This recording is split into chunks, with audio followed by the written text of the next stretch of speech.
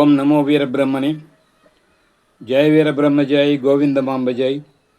జయ వీరబ్రహ్మ జై అచలానంద స్వామి జై. నా పేరు ఈశ్వరారెడ్డి, బ్రహ్మంగారి మఠం. గత 2 సంవత్సరాలుగా విరాట్ విబిఎస్ అనే ఛానల్ ద్వారా అనేక ఆధ్యాత్మిక విషయాలు మీకు అందజేస్తున్నాం. ఈరోజు అచలానంద గురుదేవుల మహాప్రస్థానంలో ఒక ఘట్టాన్ని గురించి మీకు వివరించాలి. అచలానంద గురుదేవులు ఒంగోలు మంగమూరు రోడ్డులోని వీరబ్రహ్మేంద్ర గోవిందమాంబ మహాపీఠం స్థాపించి చివరగా కందిమల్లాయపల్లెలోని సమీపంలో తోట్లపల్లి అనే గ్రామంలో ఒక ఆశ్రమాన్ని నిర్మించమని వారి ప్రియ శిష్యులైనటువంటి పరిపూర్ణ సిద్ధానంద స్వాముల వారికి, అలాగే విరజానంద స్వాముల వారికి ఆజ్ఞ ఇచ్చారు.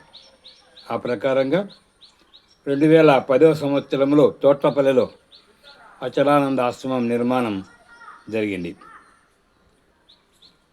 అలాగా 2011వ సంవత్సరంలో 56 అడుగుల విగ్రహాన్ని, వీరబ్రహ్మేంద్ర స్వాముల వారి పెద్ద విగ్రహాన్ని ఆవిష్కరణ కూడా స్వాముల వారి చేతుల మీదుగా జరిగింది.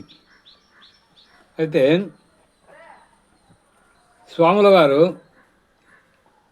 అచలానంద గురుదేవుడు సుమారు 2015వ సంవత్సరం డిసెంబర్ నెల నుండి ఎక్కువగా ధ్యాన స్థితిలో ఉంటున్నారు. వారు వచ్చినటువంటి భక్తులతో కానీ శిష్యులతో కానీ మాట్లాడమే తగ్గించి వేశారు. పూర్తిగా అంతర్ముఖంలోకి వెళ్ళారు. 2 నేత్రాలు తెరచి బాహ్య శాంభవి స్థితిలో 2 చేతులు దూరంగా మడచి ఉంచి ధ్యాన స్థితిలో ఉంటున్నారట. వారి ధ్యాన స్థితి చూసిన వారందరికీ తెలిసిన విషయమే. వారు చాలా రోజుల పాటు అలాంటి స్థితిలో ఉండేవారని. వారు మామూలు స్థితికి రావడం మనందరికీ తెలిసిన విషయమే. అయితే ఈ 2015 నుంచి కొన్ని నెలలుగా వారు ఆహారం తీసుకోవటం మానివేశారు. ఒకరోజు సిద్ధానంద స్వాముల వారు విరజానంద స్వాముల వారికి ఫోన్ చేశారు. అప్పుడు విరజానంద స్వాముల వారు తోట్లపల్లెలో అన్నదానం లిస్టు తయారు చేస్తూ కంప్యూటర్ ముందున్నారు. అప్పుడు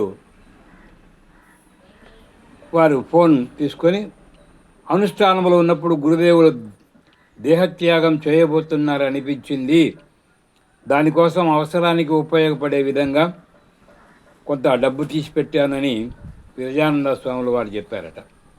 అయితే ఓ వారం రోజుల్లోగా ఈ తీసిపెట్టేటువంటి డబ్బు మొత్తం పూర్తిగా ఖర్చు అయిపోయింది, ఒక్క పైసా కూడా మిగలకుండా. అంటే గురుదేవుల అంత్యక్రియల కోసము చివరి సమాధికి ఏర్పాటు చేయడానికి ఏర్పడుతుందనుకున్నటువంటి డబ్బు కాస్త పూర్తి అయిపోయింది. 2016వ తేదీన ఏప్రిల్ ఉదయం 4వ తేదీన 9:30 గంటలకు స్వామివారికి ఫోన్ వచ్చింది ఒంగోలు నుంచి. అప్పుడు స్వామివారు అన్నారట, గురువుగారి విషయం గురించేనా అని చెప్పని అనుకున్నారు.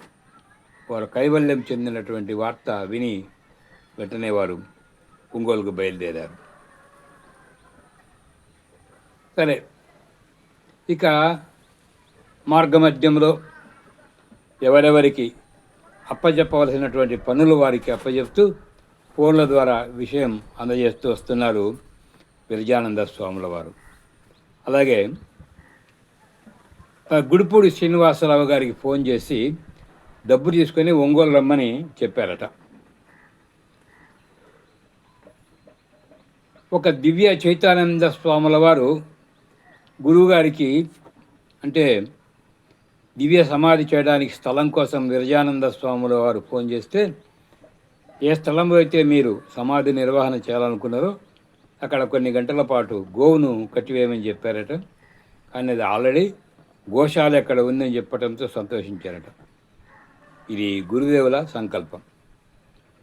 గురువుగారి మహాసమాధి ఎక్కడ అనేటువంటి ప్రశ్న అంతకుముందే ఉదయించినప్పుడు తోట్లపల్లె అనేటువంటి మాటము వారు ముందుగానే స్థిరీకరించుకున్నారు.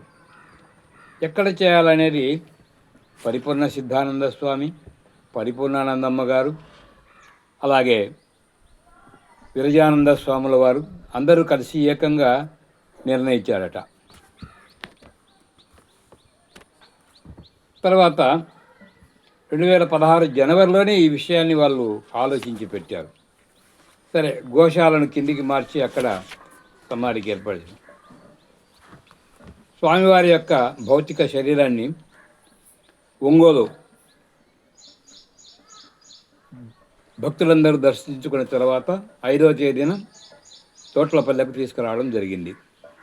లింగాలదిన్నపల్లె ఆర్చి వద్ద నుండే భక్తులు, శిష్యులు, చుట్టుపక్కల గ్రామాల ప్రజలందరూ కూడా గురుదేవుల రథం వెంట నడిచారు. మేళ తాళాలతో పుష్పాలు వెదజల్లుకుంటూ వారి యొక్క అంతిమ యాత్రను కొనసాగించారు. అలాగే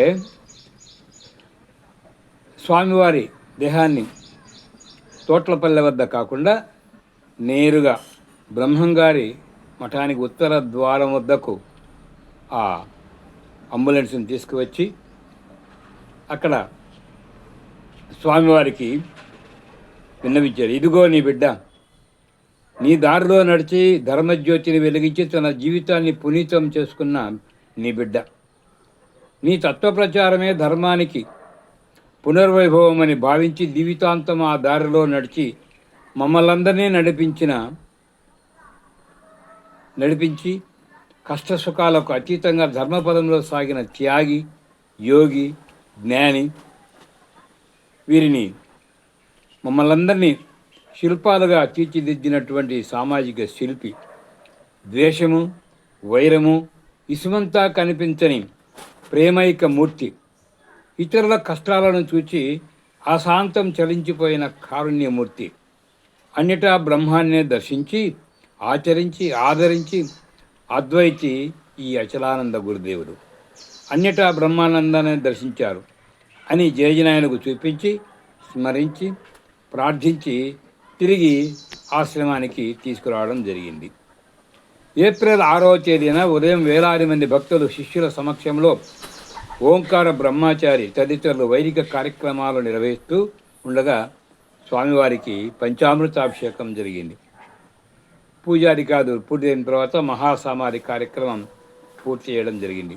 ఆ సమయంలో గురుదేవులు కొన్ని నెలల నుండి ఆహారం స్వీకరించకపోయినా 3 రోజుల పాటు వారి శరీరం అలాగే ఉంచిన, మండుటెండల్లో కార్యక్రమం నిర్వహించిన వారి దేహంలో ఏ విధమైనటువంటి మార్పు లేకపోవడం అక్కడికి విచ్చేసినటువంటి భక్తులకు, శిష్యులందరికీ కూడా ఒక అద్భుతమైనటువంటి అనుభవం. చేతులు, కాళ్ళు మామూలుగా కదలటం అందరినీ ఆశ్చర్యపరిచింది. వారి నేత్రాలలో శంఖచక్రాలను దర్శించే వారు కూడా ఉన్నారు కొందరు. అన్నిటికీ మించి అత్యంత ఆశ్చర్యకరమైన విషయం ఏమిటంటే, గురుదేవుల మండలారాధన 41 రోజు జగద్గురు శ్రీమద్ విరాట్ పోతులూరు వీరబ్రహ్మేంద్ర స్వాముల వారి తపో సమాధిలో కూర్చున్న వైశాఖ శుద్ధ దశమి రోజు రావడము, ఆ సంవత్సరం మే 16వ తేదీన 2016 కావడం గురుదేవుల సంకల్పానికి, జయజనాయన అనుగ్రహ ఫలానికి ఒక సంకేతంగా భావించవచ్చు. మండలారాధనకు దేశంలో వివిధ రాష్ట్రాల నుండి వచ్చిన సాధు మహాత్ముల పారస్పర్శతో ఆ ప్రాంతమంతా పులకించిపోయింది. ఇది శ్రీ అచలానంద గురుదేవుల చివరి 3 రోజుల ప్రయాణము. ఒంగోలు నుండి తోట్లపల్లెకు తీసుకురావటం, అక్కడ మహాసమాధిని ఉంచటం జరిగినటువంటి ఈ ఘట్టము చాలా అత్యంత వైభవంగా ఆ రోజు చూసిన వారికి ఒక కన్నుల పండుగ. తోట్లపల్లె నుండి బ్రహ్మంగారి మఠం వరకు రోడ్డు ఇరువైపులా కూడా ఒకటే జనం. మరి అలాంటి గురుదేవుల ఆశీర్వాదంతో మంత్రోపదేశం తీసుకున్న మాలాంటి వారి జన్మ ధన్యం. ఆ కార్యక్రమంలో మేము కూడా మా వంతు పాల్గొనడం, స్వామివారిని దర్శించడం, 41 రోజుల మండలారాధనలో గురు పూజలో పాల్గొనడం, శ్రీ విరజానంద స్వాముల వారిని అభిషేకించి వారికి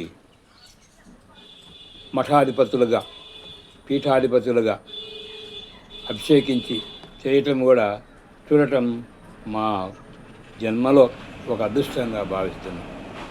ఇది గురుదేవులకు కైంకర్యంగా సమర్పిస్తూ వారి యొక్క విషయాన్ని చాలామంది భక్తులు కొంత తెలుసుకున్న మరొకరికి తెలపాలని అందరికీ ఈ విషయాన్ని వివరించాం.